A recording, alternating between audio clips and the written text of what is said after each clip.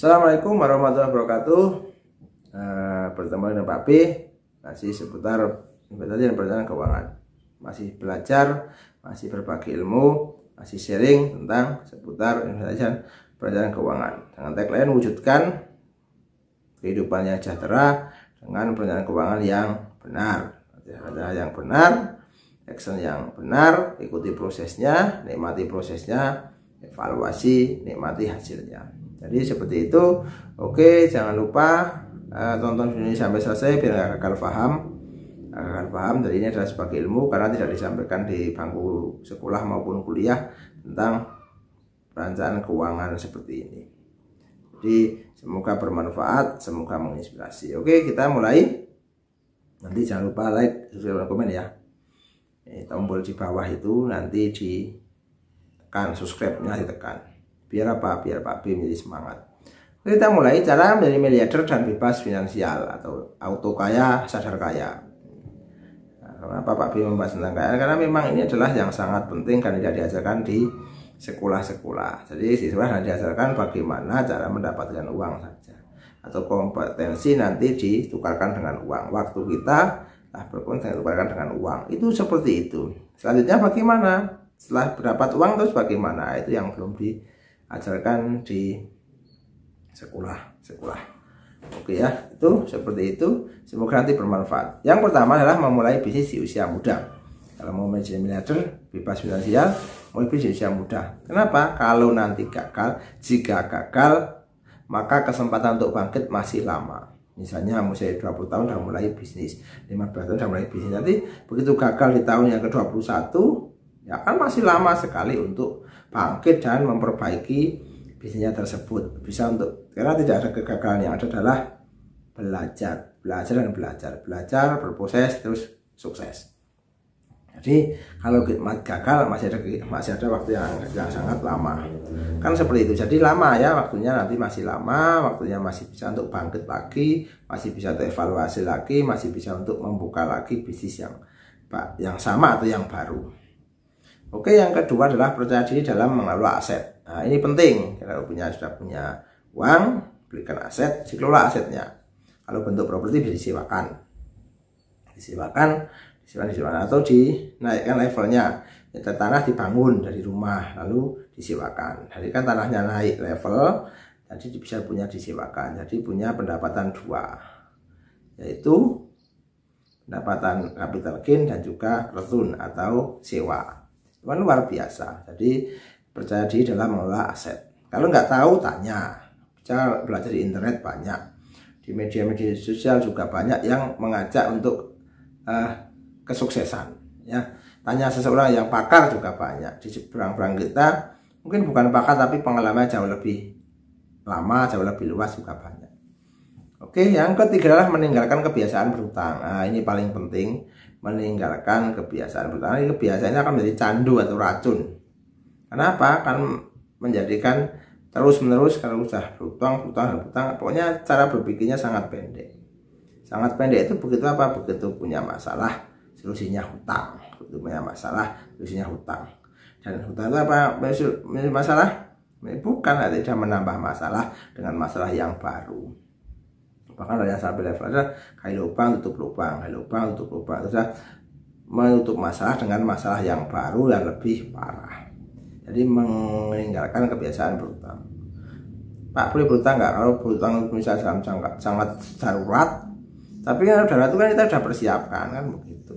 Jadi seperti itu. Kalau hutangnya masih konsumtif itu tinggalkan saja, turunkan derajat ekonomi kita untuk tidak mengambil hutang untuk konsumsi.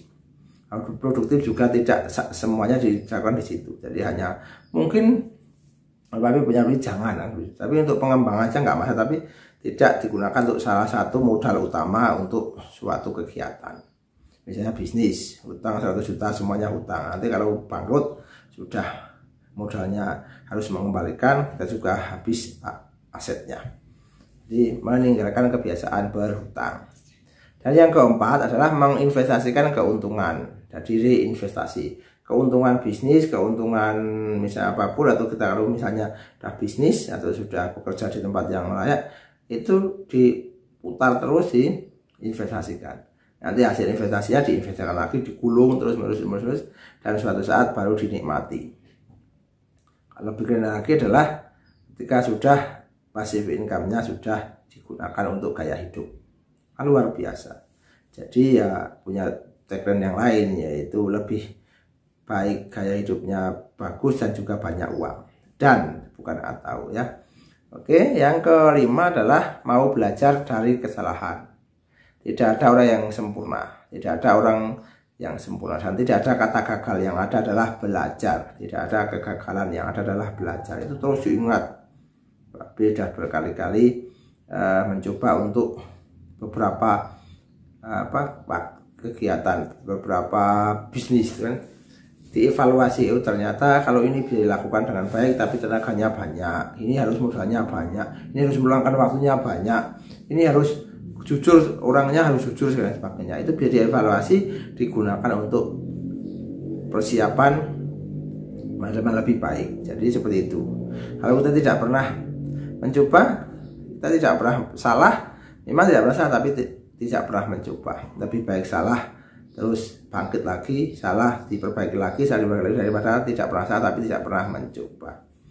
Yang keenam, lebih menghargai uang. Nah, uang itu adalah waktu, time is money. Jadi waktu adalah uang, jadi lebih baik menghargai itu, dihargai. Jadi dihargai dan lihat nilainya itu berapa, bukan hanya uangnya saja, tapi di waktu adalah uang. Karena kalau kita bekerja kan kita kan menggadaikan waktu untuk dapat uang. Itu seperti itu, poinnya kan menggadaikan waktu kita untuk mendapatkan uang. Suatu saat uangnya digadaikan untuk mendapatkan waktu kita, kan seperti itu. Jadi kita nanti uangnya digadaikan, karena uang sudah banyak, sudah pasif income, gadaikan dengan waktu. Nanti kan seperti itu. Hanya bolak-balik saja, prinsipnya seperti itu.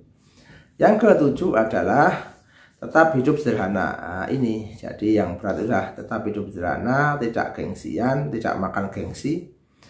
Jadi lebih baik banyak uang daripada banyak gaya atau banyak gengsi. Jadi hidup sederhana saja. Sederhana itu karena ketika kita hidup sederhana, semakin tinggi pendapatan, maka kita akan makin sederhana.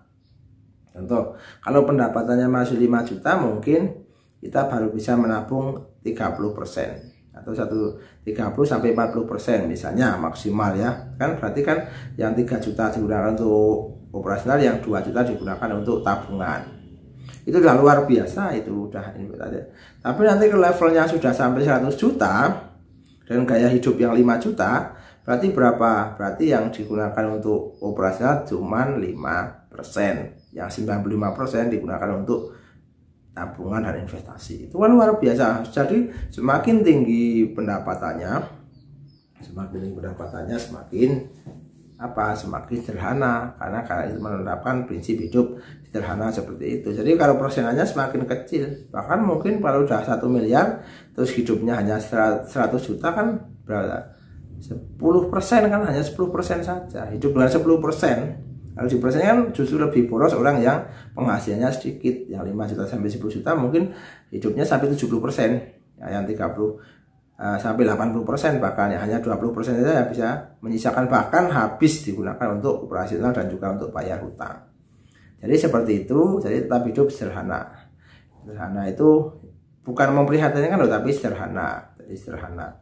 Ya, apa-apa yang masih digunakan dengan baik.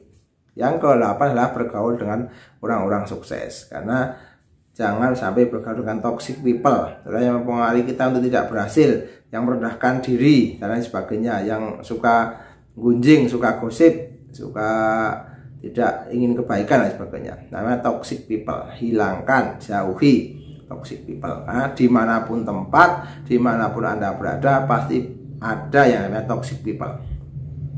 Tidak suka dengan kesuksesan orang lain, tidak suka dengan kemajuan orang lain, tidak suka dengan pikiran yang maju tentang orang lain. Nah, intinya pokoknya kalau dia tidak bisa, ya orang lain jangan sampai bisa. Namanya toxic people. Mempengaruhi baik dengan halus maupun dengan terang-terangan. Itu namanya toxic people. Hindari itu. Lebih baik bergaul dengan orang-orang sukses sehingga kita akan ketularan sukses. Bersama dengan ya, perumpamaan, kalau kita mau sukses bergaul dengan penjual minyak wangi. Kalaupun kita nggak beli pun kita akan ketularan atau akan membaui minyak wangi tersebut. Kita nggak beli saja akan ikut jadi wangi. Jangan bergaul dengan pandai besi ya begitu. Kita nggak kena pun, nah mungkin kita nggak ikut situ pun kita akan terkena apinya, terkena abunya, terkena bau dan lain sebagainya. Itu adalah akibat dari pergaulan. Salah pergaulan akan berakibat fatal. Semoga bermanfaat, semoga sukses, semoga jadi manajer yang sukses dan mencerahkan. Jangan lupa like, subscribe, dan komen untuk mengembangkan channel Pak B ini untuk berbagi konten positif. See you next time. 1, 2, 3, come on!